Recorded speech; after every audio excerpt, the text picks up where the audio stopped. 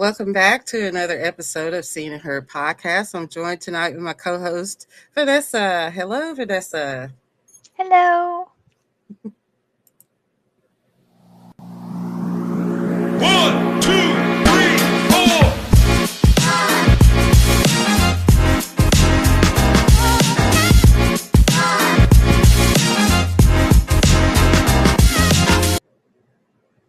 Okay, we're back, and I wanted to open up with this is still Black History Month, so we're going to open up and discuss what happened with the Baftas.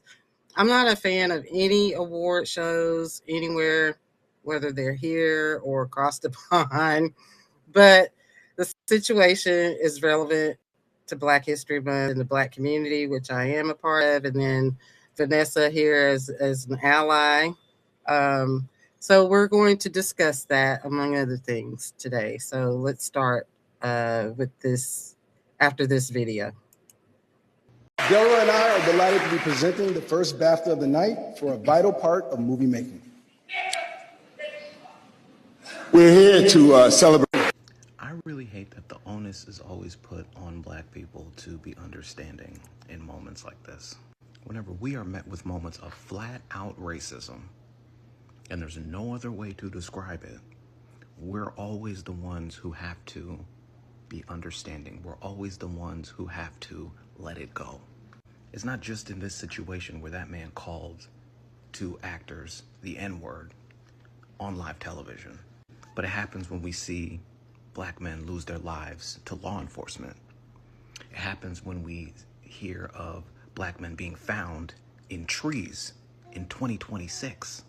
There's always another explanation, and we have to take it on the chin and not see it for what it is. No other community is ever asked to do that. Now, you can say I am not being sensitive to John Davidson's condition, but I stand firm. That is not an excuse. I am not someone who is unfamiliar with the different levels of Tourette syndrome. And you can miss me with that whole explanation. That weak explanation of, it's a moment where, you could say the worst thing possible and you try not to. So, he couldn't help himself and it's a condition and everything, because that's not what happened. According to reports, that wasn't even the only time he blurted that out to a Black actor at that award show. And none of those actors got an apology. None of them. Everyone on the internet is trying to come to the defense of the man who blurted the word out. Somehow, some way, he is the victim in all of this, but no apologies for any of the actors, none of them. This is how we are treated, not just here in America, all over the world. Black people don't have allies. We don't. Because it's situations like this where those so-called allies need to make themselves present, and they never do. The same people that show up and say they should constantly try and, understand, they wish they could understand what we are going through. Those same people show up in these conversations and they tell us to not get upset. Don't worry about it. Just let it go. It's not that important. Just let them be openly racist to you and let it roll right off your back. It doesn't mean anything. It should not mean anything. No, it doesn't mean anything to you. What that man said was not right. And the way that it's been handled after the fact has been even worse. You are not going to tell me that this is something that John Davidson, had no control over. It's clearly something that he feels comfortable enough saying. Clearly. And again, you can tell me I don't understand his condition. I don't understand. Explain to me how it happened multiple times to multiple Black actors. Explain to me why in that situation this is what he chooses to do, and then he doesn't even apologize for it. Nobody around him apologizes for it. You can miss me with it. You can miss me with all the nonsense. So that's my thing. I am empathetic with the disability community because I am also disabled. I'm caring for a disabled daughter. I am a Black and Asian woman in America with the 3 Ks. And as far as the disrespect, because I know of both of these actors, although, like I said, I don't watch or pay attention to the movies or shows or anything in this country because I don't want to support like the studios or the people that own the studios. That's me. I'm not necessarily not supporting the actors because I know they do good work, but I don't want to support like their boss or where they work, Hollywood. Mhm. Unfortunately, that's just part of the game. But for me personally, I don't support the studios here in this country. And now, overseas, the BAFTAs are like the Oscars. That's disrespectful to our community, and the entire Black community is not a monolith. Uh, but what I saw of a lot of some white people today, they were seeking out Black disabled people specifically to use as an excuse Mhm. to minimize the damage that word causes. I don't use that word. I've never used the word. I raised my kids not to use the word. I don't listen to music that uses the word. I don't like it. I don't. I'm not. Uh, I've learned some things about Tourette's today because I'm not around people that have Tourette's. I've Mhm. seen people that have had it. I've never thought of them any other than that's something that they have to live with, just like with my disability. I Mhm. have good days and bad days, but BBC and the Baftas themselves, they did not handle this fallout well themselves, because they cut out the Free Palestine quote that was made by one of the other actors that won an award. Really? I didn't Yes, see that part. they cut that out. I actually saw that on TikTok. I didn't can't pull it up Wow. here, but yeah, they cut that quote out. At the end of his speech, he was a Black actor as well, but at the end of his speech, he said "Free Palestine." They cut that out, but they did not cut or blur the beep out the slur. So, what are your thoughts? Yeah, I pretty much feel the same. I want to be sympathetic to somebody who has a disability where they can't control, movements and words and shouting and sometimes even physical, punching and stuff like that can occur. But why a racial slur at especially at that particular time? And then again, right? Okay, let's give him the benefit of the doubt. He can't control that. Why was there not a an apology? And then the way that the BBC came out and did an apology was, if you were offended by this, then we apologize. And that's, the British Empire has its own roots in, colonization and racism, and they're seeing an uprising in the UK and England and all that in all that area of white supremacy and anti-immigrant rhetoric, just like we're having over here. So how could you say in this day and time with this racial climate worldwide that that was not intentional when those Black people up there? Why was it not, hey asshole or bitch or, any other swear words or insults that you could have done? But yeah, it's And not it's not enough. not a, yeah, he didn't say any other slurs, like any slurs to the Jewish community, any slurs to the gay community, no other slurs. And then the problem I also have is people are policing the Black community and how they should and should not feel, Right. and how what they should feel about racism. I have a problem with that, with them trying to police them and their feelings. Like I said, the Black community is not a monolith, but people are rightfully upset. Those that are upset have a right to be upset. Those Mhm. that are not upset, okay, we're not talking about them. So, this is one of the judges. He's one of the, I think he was a Black judge, and this is part of the fallout. John Tay Richardson. This is his statement. He said, after considerable soul searching, I feel compelled to withdraw from the BAFTA Emerging Talent Judging Panel. The organization's handling of the unfortunate Tourette's inward incident last night at the awards was utterly unforgivable.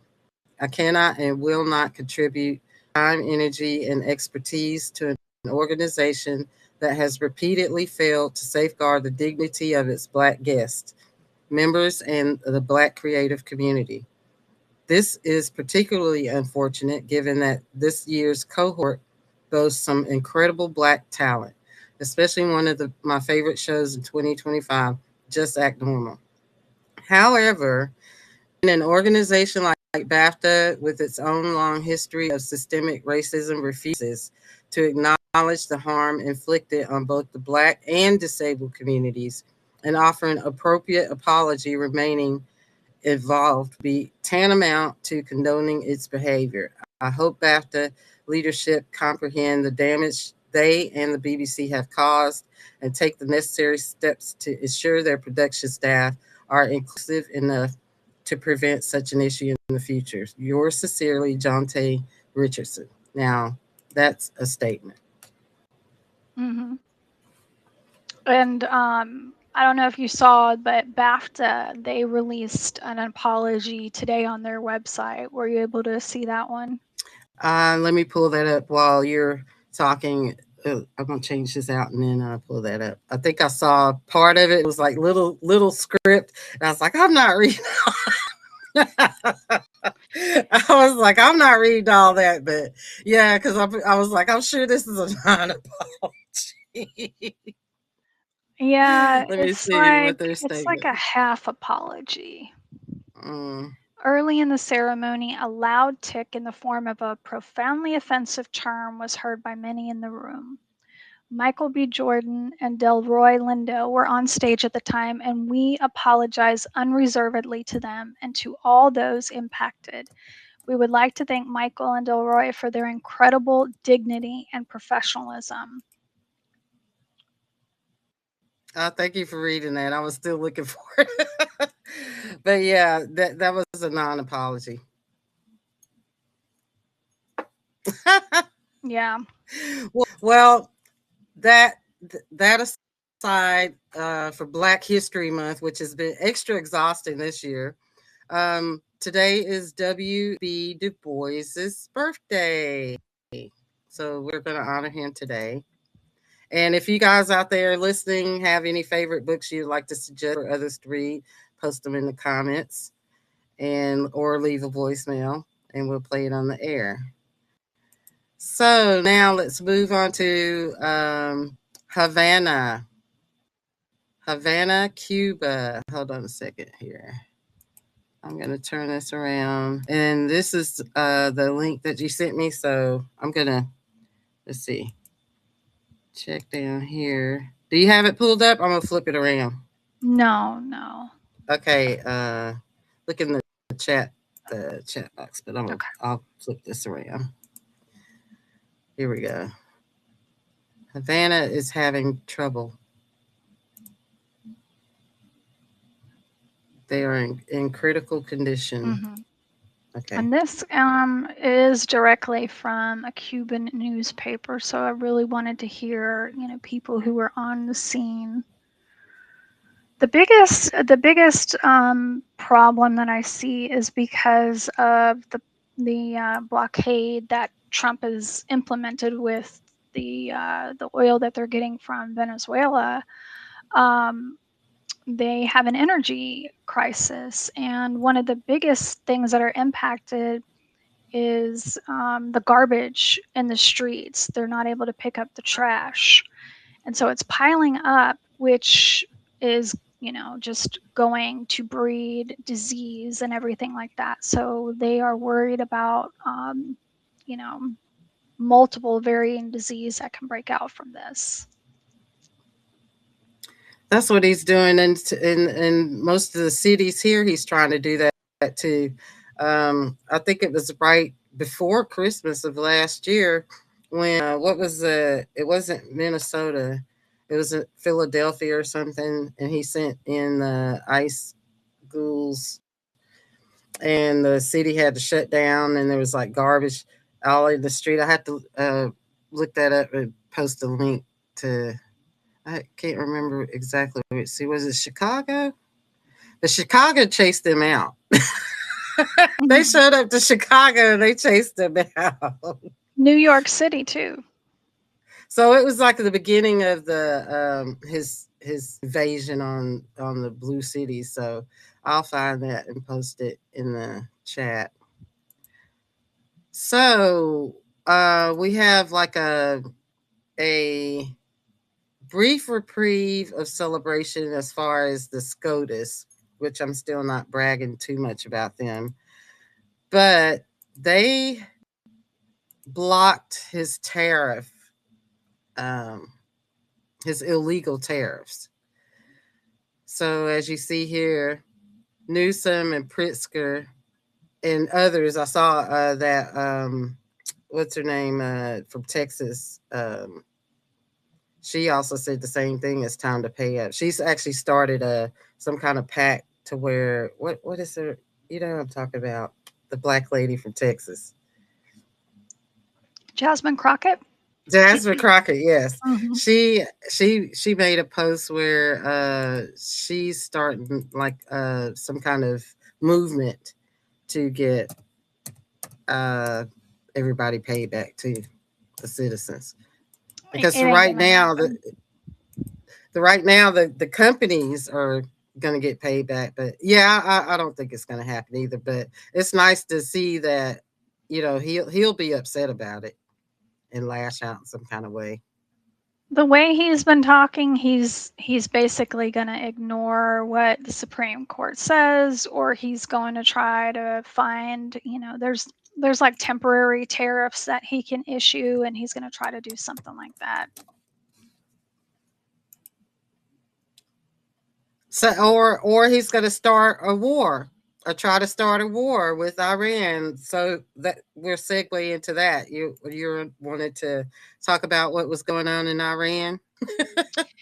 Yeah. So over the past like 4 or 5 days, there's been reports that the military bases around that area, they are all like quadrupling up the amount of forces that they normally have in that area, which is highly unusual.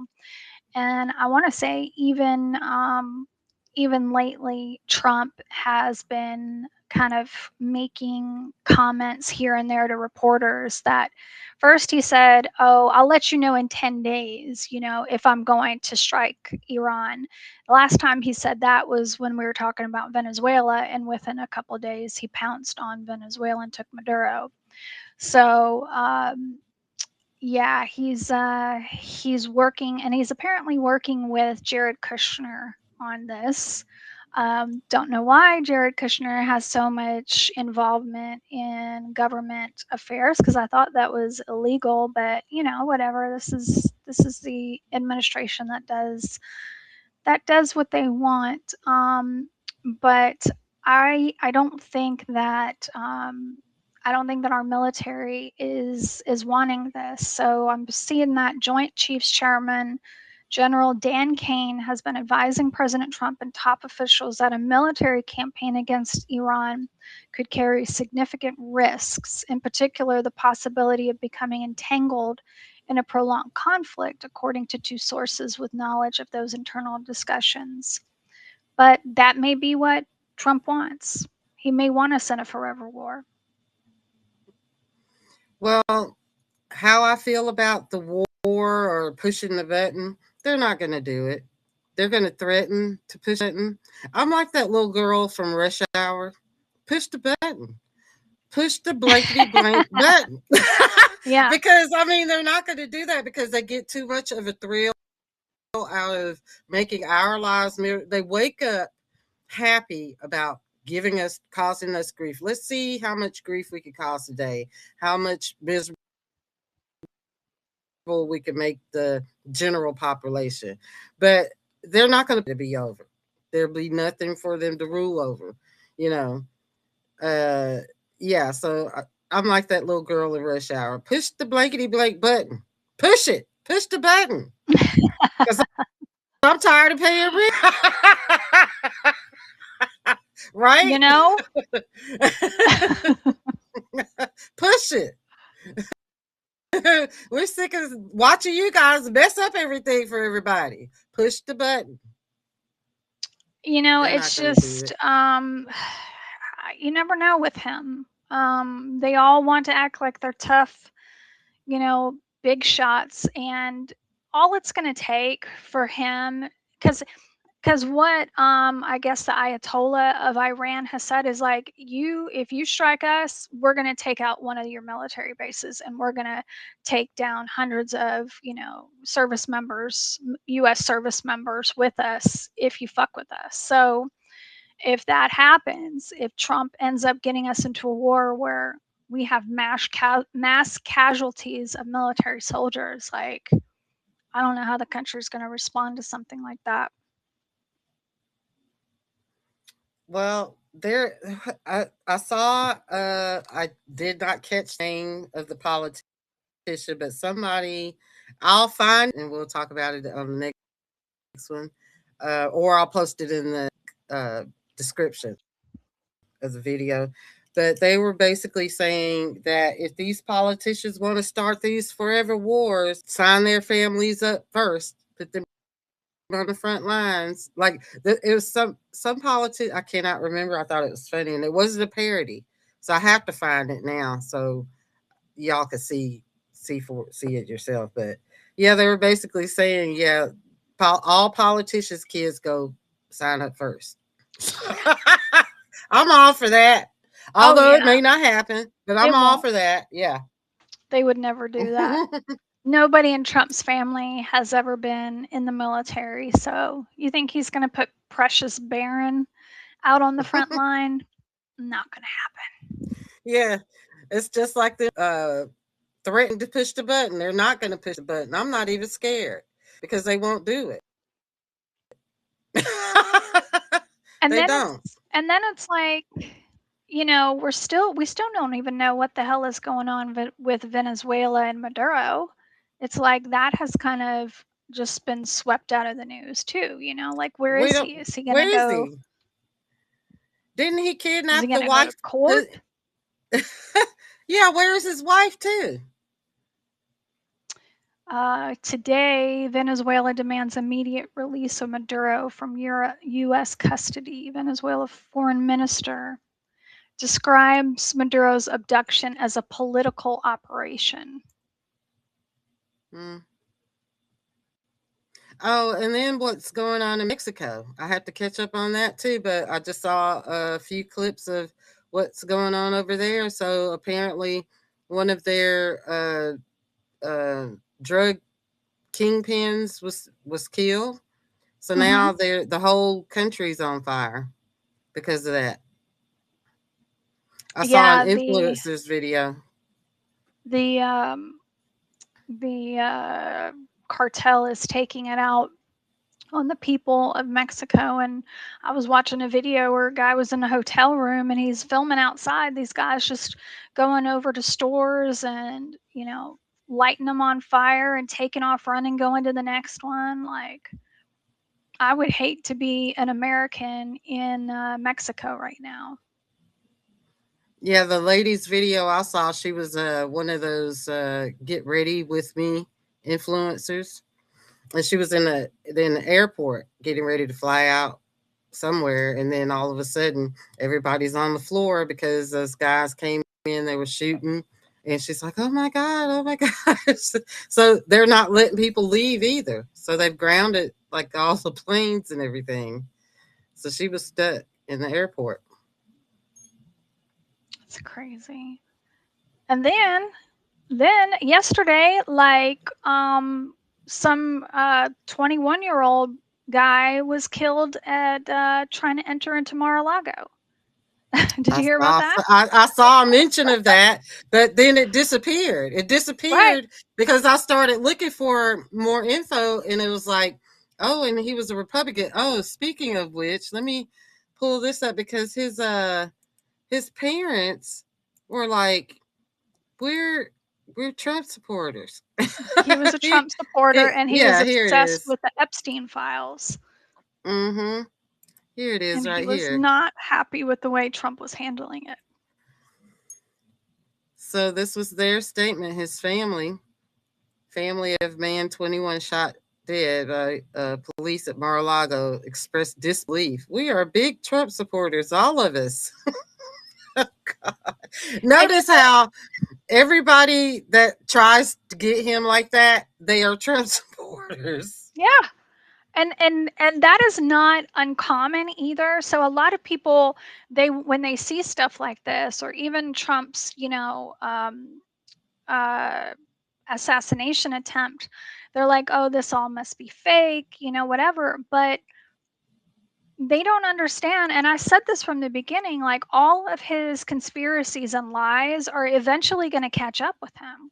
And he has radicalized a lot of people with, all of this fear, and, he was going to drain the swamp and all this stuff. And yeah, this is not uncommon. There were hundreds of people who tried to kill Hitler, who were people in his own party, because everybody thinks everybody on the right is all MAGA, and it's not. Just like everybody on the left isn't all a liberal. You know what I mean? They do have varying degrees. You have conservatives, you have MAGA, then you have people that follow like Charlie Kirk, who were like part of the Christian nationalist movement.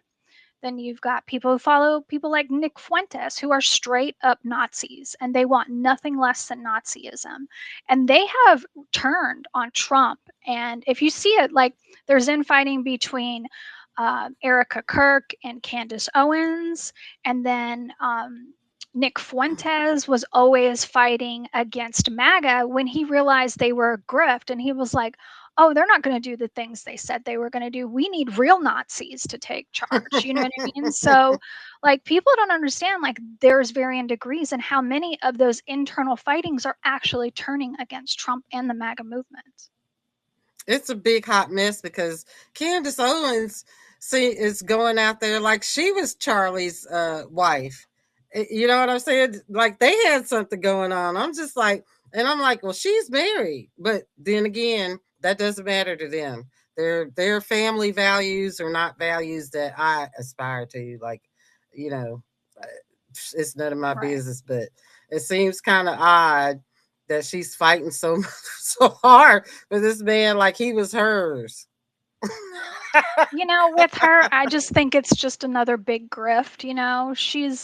She's made a name for herself off of grifting lies on behalf of Trump and MAGA, and now that she's been, quietly kicked out of the in crowd, she's got to pivot to the next set of conspiracies and grifts. So I think the one thing that just seems to be getting her the most amount of traction is Charlie Kirk. So she's just going to ride that until something else comes along.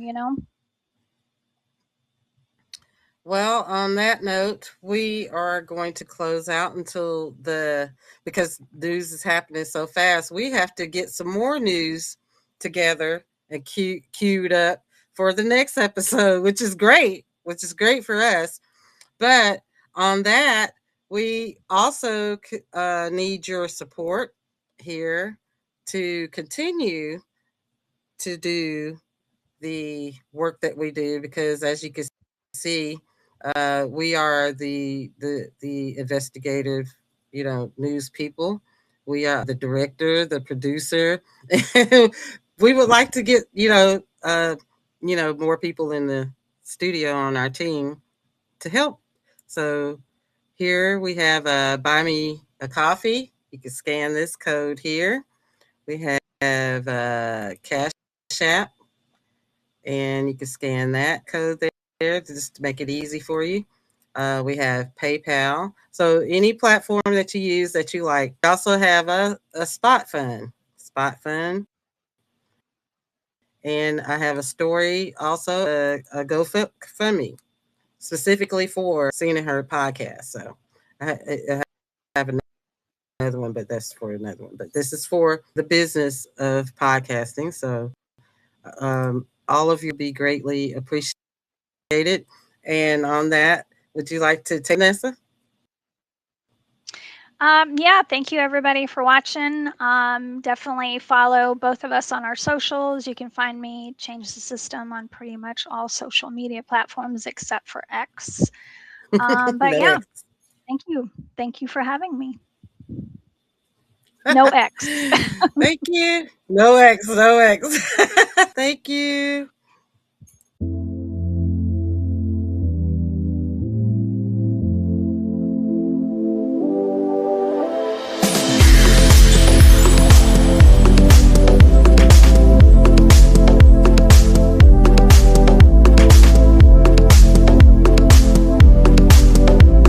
So we're going to get our money back or no for these tariffs. So the Supreme Court came down with a decision today that said Donald Trump's tariffs are unlawful. Basically, there are taxes on the American people that never should have been implemented in the first place. And what did Paw do? Come right back and implement another 10% tariff across the board. Sir, that is a Trump tax that China is not paying, that Mexico is not paying. That's us.